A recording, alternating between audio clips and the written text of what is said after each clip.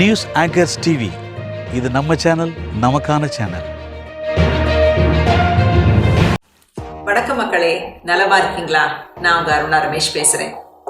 இன்னைக்கு சிந்தட்டிக் புடவைகள் மேனேஜ் பண்றதுக்கான ஒரு சின்ன குறிப்புகள் நான் உங்களுக்கு சொல்லலாம்னு இருக்கேன். நான் எப்படி மேனேஜ் பண்ணிட்டு இருந்தேனோ அதை உங்களோட பகிர்ந்துக்கலாம்னு இருக்கேன்.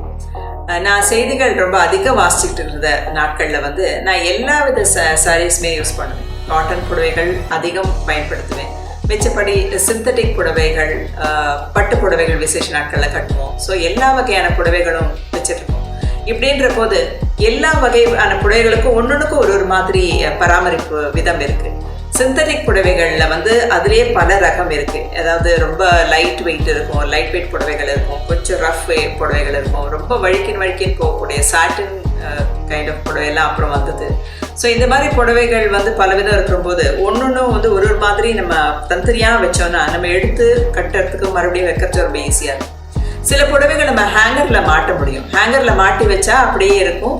நம்ம கட்டிட்டு நம்ம வாஷ் பண்ணுறோமோ இல்லை வெயிலில் காய வச்சு எடுத்து லேசாக ஒரு ஃபேனில் ஆறுபாடு எடுத்து வைக்கலாம், அப்படி மெயின்டைன் பண்ணிக்கலாம். ஆனால் சில புடவைகள் ரொம்ப வழுக்கிட்டு போகும். சாட்டின் கைண்ட் ஆஃப் மெட்டீரியல்லாம் ரொம்ப வழுக்கிட்டு போகும். அதெல்லாம் நீங்கள் ஹேங்கரில் மாட்டி வச்சாலும் நம்ம கொஞ்சம் அசிச்சா கூட விழுந்துட்டே இருக்கும் கீழே. ஸோ நான் என்ன பண்ணுவேன், காட்டன் புடவைகள்லாம் அடுக்கி வைக்கிற பட்சத்தில் சிந்தட்டிக் புடவைகள்லாம் சிலது ஹேங்கரில் மாட்டி வைப்பேன். சிலதுலாம் என்ன பண்ணுவேன், இந்த மாதிரி பேப்பருக்குள்ளே மடித்து வைப்பேன். இந்த மாதிரி புடவைகள் ஏன் பேப்பருக்குள்ளே மடித்து வைக்கணும்னா, ரொம்ப வழுக்கிட்டு போகிற புடவைகளால் பாக்கி புடவைகளை நம்ம சரியாக மெயின்டைன் பண்ண முடியாத போயிடும். அண்ட் சில சமயம் இந்த ரொம்ப வழுக்கிற புடவைகள் ஒதுங்கி ஒதுங்கி ஒதுங்கி ரொம்ப உள்ளே எங்கேயாவது போயிடும். நம்மளுக்கு கண்டுபிடிக்க முடியாது, கொஞ்ச நாள் மறந்தே கூட போயிடும். ஸோ எனக்கு அந்த மாதிரிலாம் ஆனதுக்கப்புறம் நான் இது எப்படி சரி பண்ணுறதுன்னு பார்த்துட்டு நான் இந்த மாதிரி பேப்பரில் ஃபோல்ட் பண்ணி வைக்க ஆரம்பித்தேன். ஏன்னா இதில் உங்களுக்கு கசங்காதுன்றதுனால மடித்து வச்சாலும் ஒரு பிரச்சனையும் கிடையாது. ஸோ இந்த மாதிரி சிந்தட்டிக் புடவைகள், ரொம்ப வழுக்கக்கூடிய புடவைகள் இந்த மாதிரி ஃபோல்ட் பண்ணி வச்சுக்கிட்டோம். ஆனால் நமக்கு ரெண்டு சைடு பார்த்தா எந்த புடவைன்னு தெரியும். அதே சமயத்தில் நம்ம எப்போ எடுக்கிறோமோ இதே மாதிரி எடுத்துட்டு, இதே மாதிரி நியூஸ் பேப்பர் எல்லார் வீட்லேயும் இருக்கும்.